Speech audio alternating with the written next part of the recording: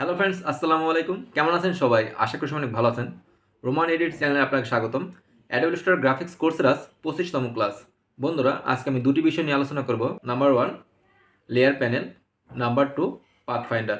এই দুটি অপশনে কাজ শিখতে পারবেন আজকের ভিডিও থেকে। আশা করি ভিডিওটি প্রথম থেকে শেষ পর্যন্ত দেখবেন। ভিডিওটি ভালো লাগলে ভিডিওটি একটি লাইক করবেন, চ্যানেলটি সাবস্ক্রাইব করে আমাকে সাপোর্ট করবেন। সরাসরি চলে যাচ্ছি কম্পিউটার স্ক্রিনে। চলে আসলাম কম্পিউটার স্ক্রিনে। অ্যাডোবি ইলাস্ট্রেটর 2023 সফটওয়্যারটা ওপেন করে নিচ্ছি। সফটওয়্যারটা আমার ওপেন হচ্ছে, একটু ওয়েট করি। বন্ধুরা, আপনাদের কালেকশনে যদি অ্যাডোবি ইলাস্ট্রেটর 2023 সফটওয়্যারটি না থাকে তাহলে আমাকে ফেসবুকে ইনবক্স করতে পারেন। আমি আপনাদের এই সফটওয়্যার লিঙ্কটি দিয়ে দেবো, আপনারা সেখানে ডাউনলোড করে ইজিলি ইউজ করতে পারবেন। সফটওয়্যারটা আমার ওপেন হয়েছে। একটা ডকুমেন্ট ক্রিয়েট করি, ফাইল, নিউ। এখান থেকে আমি A4 সাইজ চুজ করলাম, তারপর ক্রিয়েটে ক্লিক করলাম। বন্ধুরা, আজকে আমি দুটি টপিক নিয়ে আলোচনা করব। এক হলো লেয়ার প্যানেল, আমি লেয়ার প্যানেলটা এখানে রাখলাম। আরেকটা হলো পাথফাইন্ডার, অ্যালাইনে পাথফাইন্ডার। এই দুটি কাজ আমি আজকে ভিডিওতে দেখাবো। প্রথম আমি দেখাচ্ছি লেয়ার প্যানেল। এই অংশটুকু আমি ক্লোজ করে দিচ্ছি। দেখতে পাচ্ছেন হাইড হয়ে গেছে। আমি যদি এখানে ক্লিক করে আবার অন হবে আর্টবোর্ডটা। আমি টুলবার আসি, টুলবার থেকে রেক্টেঙ্গেল টুল সিলেক্ট করলাম। আমি মাউস ড্র্যাগ করে এখানে একটা রেক্টেঙ্গেল শেপ ক্রিয়েট করি। কালার আসি, একটা কালার নেই, আমি রেড কালার নিলাম। স্টক টপ করে দেই, আমার স্টক দরকার নেই। বন্ধুরা, দেখতে পাচ্ছেন আমার এই শেপটা, রেক্টেঙ্গেল শেপটা, এখানে যে লেয়ার 1 আসলো, লেয়ার 1 এর উপর ক্রিয়েট হয়ে গেছে। লেয়ার 1 এর উপর রেক্টেঙ্গেল শেপটা ক্রিয়েট হয়ে গেছে। একটু ব্যাকে যায়, কন্ট্রোল জেড প্রেস করে, আর একটু ব্যাকে যায়। এখানে দেখতে পাচ্ছেন plus icon, create new layer. এখানে ক্লিক করবেন, মাউস ড্র্যাগ করবেন, তারপর আমি এখান থেকে কালার নেই, স্টক টপ করে দিচ্ছি। বন্ধুরা, দেখতে পাচ্ছেন লেয়ার 2 ক্রিয়েট হয়ে গেছে। লেয়ার 2 তে আমার এই রেক্টেঙ্গেল শেপটা আছে। আমি আবার একটা ক্লিক করে প্লাস আইকনে, তারপর আরেকটা শেপ নেই, ইলিপস একটা শেপ নিচ্ছে। এটার কালার দিচ্ছি ইয়েলো কালার, এখানে রাখলাম। আমি আরেকটা শেপ নেই, স্টার টুল সিলেক্ট করলাম। আমি যদি এখন এখানে একটা স্টার শেপ নেই, বন্ধুরা দেখতে পাচ্ছেন আমার লেয়ার 3 তে অলরেডি দুটি অবজেক্ট, ইলিপ শেপ এবং স্টার শেপ, এই দুটি শেপ আমার লেয়ার 3 তে আছে। একটু ব্যাকে যায়, কন্ট্রোল জেড প্রেস করে। নতুন লেয়ার নিলেই কাজটা আপনারা নতুন লেয়ারে রাখতে পারেন।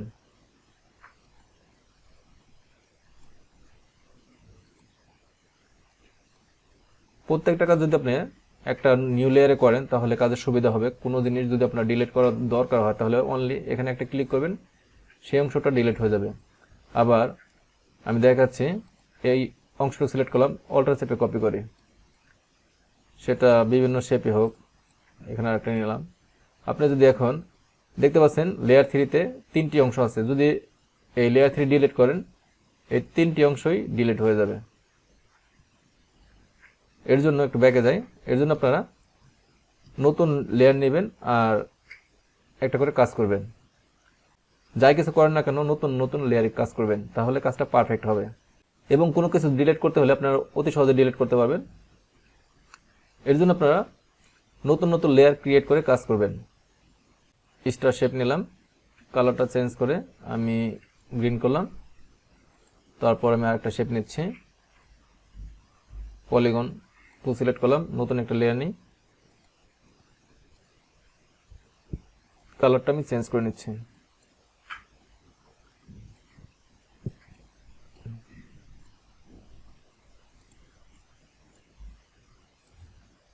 নতুন একটা লেয়ার নেই, আমি টেক্সট দিয়ে দেখাচ্ছি, টাইপিং করি, ফন্টের সাইজটা বড় করে নিই, এখানে লিখি। এখানে আপনারা যে কোনো কিছু লিখতে পারেন। যদি এখানে রাখি, কালারটা আমি চেঞ্জ করে দিয়ে হোয়াইট করলাম, দেখতে পাচ্ছেন একটা ডিজাইন হয়ে গেল। এখান থেকে লেয়ার স্টাইল চেঞ্জ করে দিতে পারেন, চাইলে এখান থেকে স্টক দিতে পারেন লেখার। দেখতে পাচ্ছেন স্টক দিলাম, স্টকটা একটু কমিয়ে দিই। দেখতে পাচ্ছেন এই ডিজাইনের ভিতর টেক্সট আছে, আমি টেক্সটটা হাইড করলাম। পলিগন শেপ আছে, স্টার টুল আছে, ইলিপস টুল আছে, রেক্টেঙ্গেল শেপ আছে, সবকিছু আছে। এভাবে আপনারা লেয়ার ইউজ করে ডিজাইন ক্রিয়েট করতে পারেন। কোনো লেয়ার যদি আপনার দরকার না থাকে সেই লেয়ারটা সিলেক্ট করে আপনি হাইড করে রাখতে পারেন। পরবর্তীতে আবার কাজের যদি দরকার হয় তাহলে আবার অন করতে পারবেন। আবার যদি একবার ডিলিট করে দেন তাহলে আবার আপনাকে বারবার কন্ট্রোল জেড দিয়ে ব্যাকে আসতে হবে। তার চেয়ে কোনো লেয়ার যদি দরকার না হয় তাহলে সেই লেয়ারটাকে হাইড করে রাখবেন, পরবর্তী দরকার পড়লে চোখ আইকনে ক্লিক করবেন, অন হয়ে যাবে। মাউস ড্র্যাগ করে ধরলাম, একটু উপর দিকে তুলে দিই। এই অংশটুকু ডিলিট করে দিচ্ছি। বন্ধুরা, এখন আমি দেখাবো অ্যালাইনের কাজ, পাথফাইন্ডারের কাজ। আমি উইন্ডোতে আসি, আপনারা অ্যালাইনে ক্লিক করবেন। টুলবার আসলাম, টুলবার থেকে রেক্টেঙ্গেল টুল সিলেক্ট করলাম। আমি প্রথমে দেখাচ্ছি ট্রান্সফর্ম অর্থাৎ হলো মাপ। আপনার হাইটে কত আছে, পাশে কত আছে এখানে দেখাবে।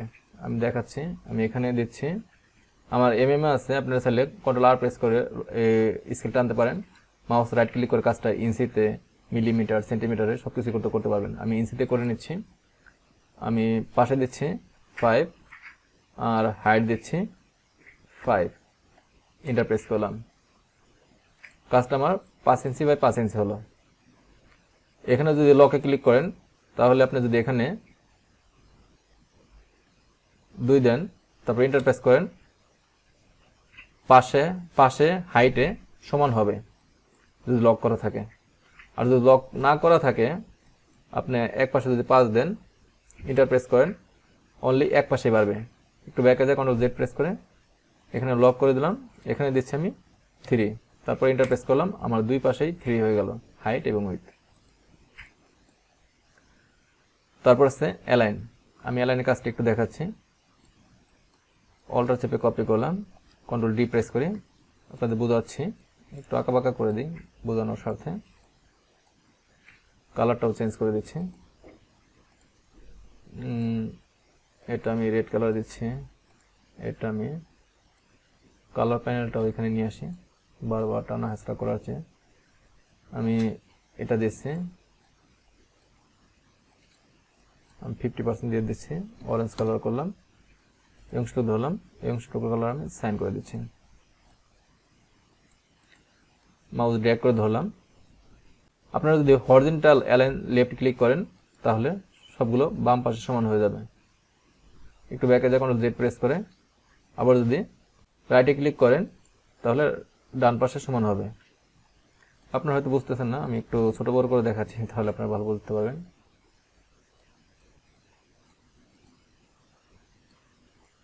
বিভিন্ন শেপ মাউস ড্র্যাগ করে ধরলাম।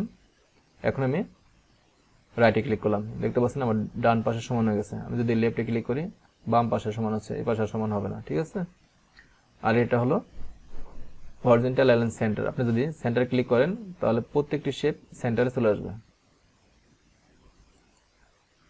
এই পাশে আমি দিয়ে দেখাচ্ছি, একটু চেঞ্জ করে নিই। মাউস ড্র্যাগ করে ধরলাম। তারপর আছে বন্ধুরা vertical align top. Vertical align টপে দিলে উপর দিকে সমান হবে। আমি একটু ছোট বড় করে দিচ্ছি, তাহলে জিনিসটা পারফেক্ট বোঝা যাচ্ছে কি কাজ করতেছি। এটা অবজেক্ট দিয়ে দেখাচ্ছি, আপনার টেক্সট, অবজেক্ট সব ক্ষেত্রেই একই ফর্মুলা প্রযোজ্য।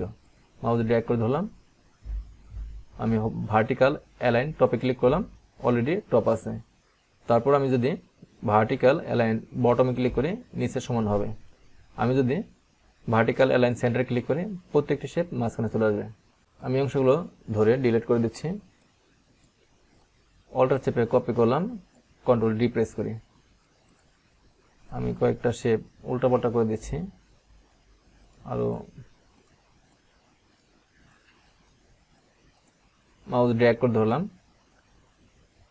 বন্ধুরা মাঝখানের গ্যাপগুলো সমান নেই, এই গ্যাপগুলো কিভাবে সমান করবেন সেটা করার জন্য আপনারা হরিজন্টাল ডিস্ট্রিবিউট সেন্টার ক্লিক করবেন, প্রত্যেকটির গ্যাপ সমান হবে।